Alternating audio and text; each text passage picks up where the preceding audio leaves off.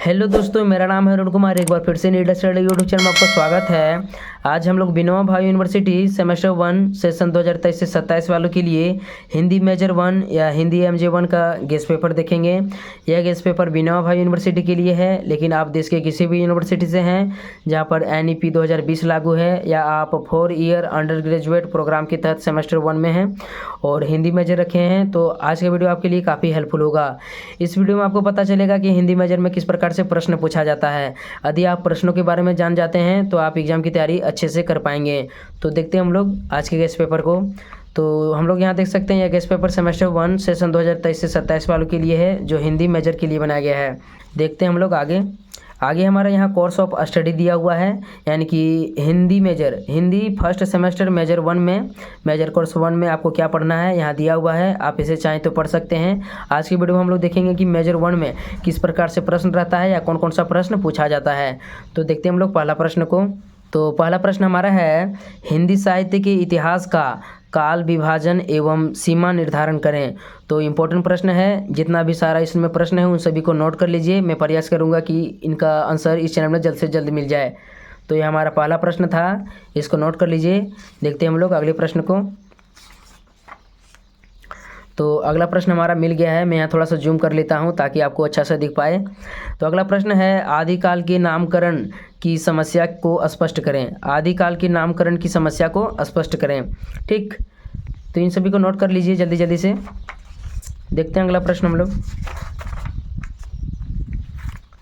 तो अगला प्रश्न हमारा यहाँ मिल गया है। मैं यहाँ थोड़ा सा जूम करता हूँ, यहाँ नीचे में दिया हुआ है। ठीक है, तो अगला प्रश्न हमारा है, आदिकालीन हिंदी साहित्य की आविर्भावक परिस्थितियों पर प्रकाश डालिए, अथवा में आदिकालीन हिंदी साहित्य की प्रेरक पृष्ठभूमि का संक्षेप में वर्णन कीजिए, अथवा जिन परिस्थितियों से हिंदी साहित्य का आदिकाल निर्मित हुआ है उसकी विवेचना कीजिए, अथवा आदिकालीन सामाजिक सांस्कृतिक पृष्ठभूमि पर विचार करते हुए आदिकाल के साहित्य पर इसके प्रभाव दर्शाएं। तो यदि आप एक प्रश्न को बना लेते हैं, आदिकालीन हिंदी साहित्य की आविर्भावक परिस्थितियों पर प्रकाश डालें, तो ये सभी प्रश्न का आंसर आपका मतलब क्लियर हो जाएगा। यानी एक प्रश्न का आंसर, आप किसी तरह से भी प्रश्न पूछा जाए सभी का आंसर सेम होगा। तो इनको नोट कर लीजिए ताकि आपको आगे मतलब परेशानी ना हो। ठीक है, देखते हैं हम लोग अगला प्रश्न। इसके अलावा वही प्रश्न अथवा में एक बार और दिया हुआ है। ठीक है, मैं यहाँ थोड़ा जूम कर देता हूँ। जैसे वही प्रश्न अथवा में दिया हुआ है, आदिकालीन सांस्कृतिक पृष्ठभूमि साहित्य का व्यापक कलन निर्मित करती है, सिद्ध करें। यानी कि जो आदिकालीन संस्कृति है, ठीक है, या आदिकालीन जो साहित्य है उसके बारे में आपको ज़्यादा से ज़्यादा चर्चा करना है। तो इन सभी को नोट कर लीजिए। देखते हैं हम लोग अगला प्रश्न। अगला प्रश्न हमारा है, यहाँ देखते हैं, थोड़ा सा इसको जूम कर लेते हैं।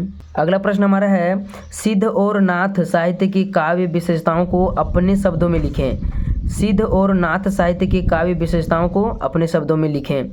तो ये सभी इंपॉर्टेंट प्रश्न है, इनको नोट कर लीजिए जल्दी जल्दी से। देखते हैं हम लोग अगला प्रश्न।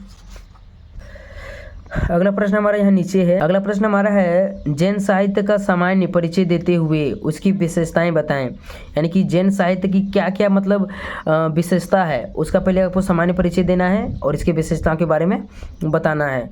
तो इनको नोट कर लीजिए। देखते हैं अगला प्रश्न हम लोग। तो अगला प्रश्न हमारा इधर है, इधर जूम कर लेते हैं। अगला प्रश्न है, रासो काव्य की सामान्य विशेषताओं का उल्लेख करें। रासो काव्य की सामान्य विशेषताओं का उल्लेख करें। जल्दी जल्दी नोट करते जाइए।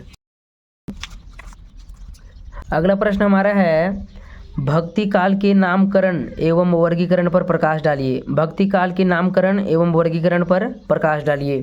ठीक, तो हिंदी साहित्य से आपका ज़्यादा प्रश्न रहेगा सेमेस्टर 1 में। अगला प्रश्न हमारा यहाँ है। तो अगला प्रश्न है, निर्गुण और सगुण भक्ति काव्य की विशेषताओं का संक्षिप्त परिचय दें। निर्गुण और सगुण भक्ति काव्य की विशेषताओं का संक्षिप्त परिचय दें। तो निर्गुण यानी कि जो साहित्य या जो कवि भगवान को नहीं मानते हैं, ईश्वर को नहीं मानते हैं, उसको निर्गुण कहा जाता है। और सगुण यानी कि जो ईश्वर पर मतलब विश्वास रखते हैं, ठीक है, उनको सगुण कहा जाता है। तो इन्हीं की विशेषताओं के बारे में आपको बताना है। देखते हैं हम लोग अगला प्रश्न।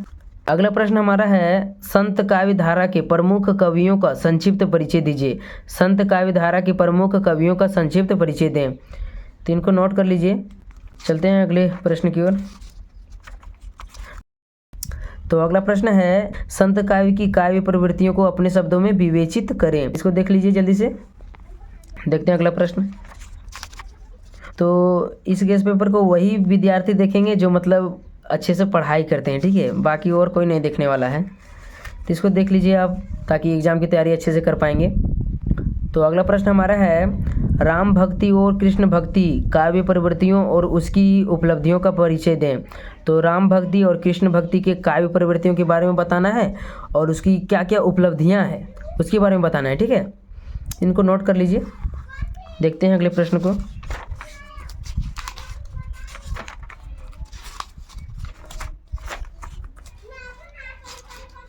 तो अगला प्रश्न हमारा यहाँ मिल गया है। 3-4 प्रश्न यहाँ दिया हुआ है, यानी कि यदि आप एक प्रश्न का आंसर बना लेते हैं तो तीनों चारों प्रश्न आपका बन जाएगा।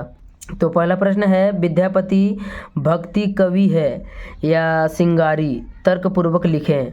अथवा में यही प्रश्न आ सकता है, भक्त कवि के रूप में विद्यापति पर संक्षिप्त विवरण दें। दूसरा है, मतलब यही है, अथवा में सिंगार कवि के रूप में विद्यापति का परिचय दें। मैथिली कोकिल विद्यापति पर विवेचना प्रस्तुत करें। तो शॉर्टकट में बता दें कि आपका आएगा कि विद्यापति के काव्य के बारे में बताना है, ठीक है, यानी कि विद्यापति से रिलेटेड आपका आएगा। इसको देख लीजिए और इसको नोट कर लीजिए। देखते हैं अगला प्रश्न हम लोग।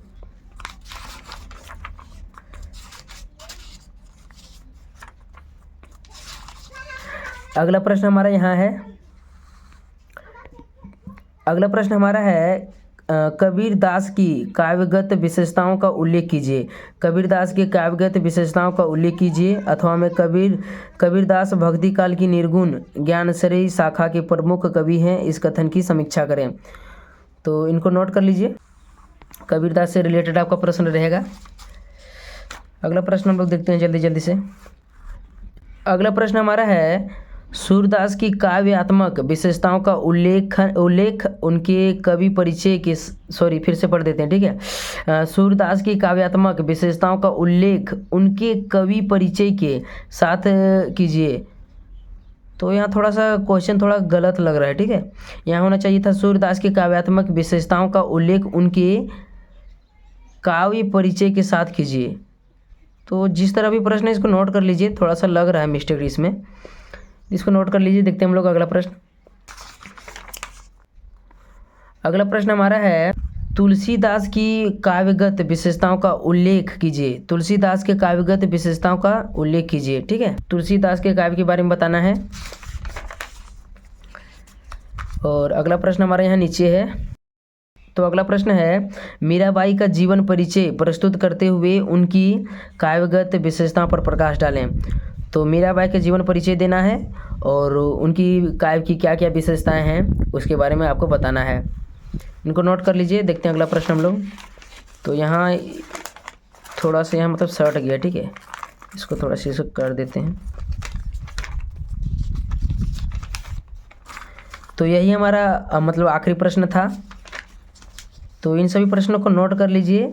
इसमें इस गेस्ट पेपर में जितना सारा प्रश्न है, इसी से आपका एग्जाम में मतलब 100% में 90+ मार्क्स आप इसी से उठा सकेंगे, ठीक है। आशा करते हैं वीडियो अच्छा लगा हो तो एक प्यारा सा लाइक कर दीजिए और चैनल में नहीं तो चैनल को जल्दी से सब्सक्राइब कर दीजिए। बाकी व्हाट्सअप और टेलीग्राम का लिंक डिस्क्रिप्शन में है, वहाँ से जाकर ग्रुप में जुड़ जाइए। इसका PDF आपको वहीं मिलेगा। तो मिलते हैं नेक्स्ट वीडियो में, तब तक के लिए धन्यवाद।